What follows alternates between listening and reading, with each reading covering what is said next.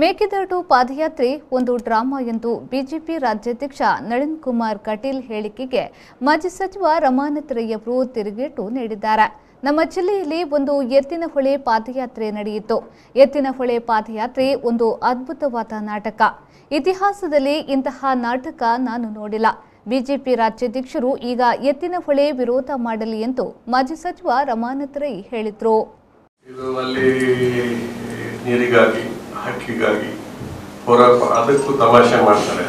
ನಮ್ಮ ನಳಿನ್ ಕುಮಾರ್ ಹೇಳ್ತಾರೆ ಪಾದಯಾತ್ರೆ ಒಂದು ಡ್ರಾಮಾ ಅಂತ. ಇಲ್ಲಿ ಎತ್ತಿನಹೊಳೆ ಬೇಡ ಅಂತೇಳಿ ಒಂದು ಪಾದಯಾತ್ರೆ ಆಯಿತು ನಮ್ಮ ಜಿಲ್ಲೆಯಲ್ಲಿ. ಪಾದಯಾತ್ರೆ ಬೇರೆ ಬೇರೆ ಆಯಿತು. ಅದೊಂದು ಪಾದಯಾತ್ರೆಗೆ ಸ್ಯಾಂಪಲ್ ಆಗಿ ನಾನು ತಗೊಳ್ಳೋದು ಒಂದು ಪಾದಯಾತ್ರೆ.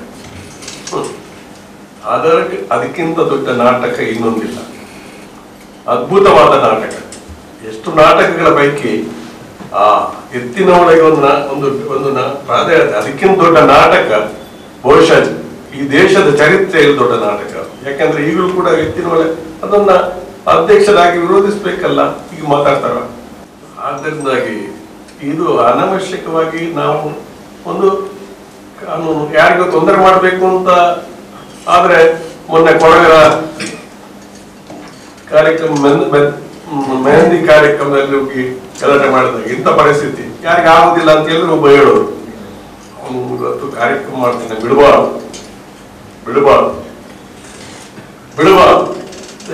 ಸಾಕು. ಯಾಕೆಂದ್ರೆ ವೀಕೆಂಡ್ ಕರ್ಫ್ಯೂ ಇದೆ, ಕಾನೂನಾತ್ಮಕವಾಗಿ ಮಾಡ್ಲಿಕ್ಕೆ ಅವಕಾಶ ಇದೆ. ಆದ್ದರಿಂದ ನಾನು ಜಿಲ್ಲಾ ಆಡಳಿತದಲ್ಲಿ ವಿನಂತಿ ಮಾಡಿಕೊಳ್ಬೇಕಾದ್ದು ನನ್ನ ಬಾರಿ ಯೋಚನೆ ಮಾಡಿ ಈ ಪತ್ರಿಕಾಗೋಷ್ಠಿಯನ್ನು ಕರೆಯುತ್ತಿದ್ದೇನೆ.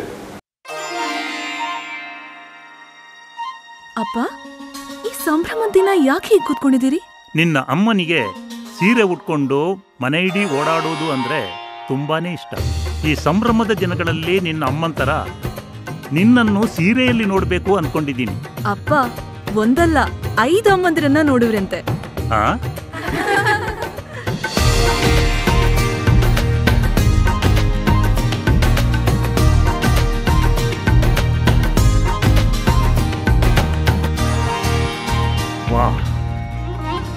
ಅಪ್ಪ, ಇನ್ನಾದ್ರೂ ಸಂಭ್ರಮಿಸಬಹುದಲ್ವಾ? ಇನ್ನು ಸಂಭ್ರಮಿಸಲು ಕಾಯ್ಬೇಕಾಗಿಲ್ಲ. ಯಾಕಂದ್ರೆ ನಿಮ್ಮ ಉಡುಗೆ ನಮ್ಮ ತಲೆಮಾರಿನ ಆಯ್ಕೆ.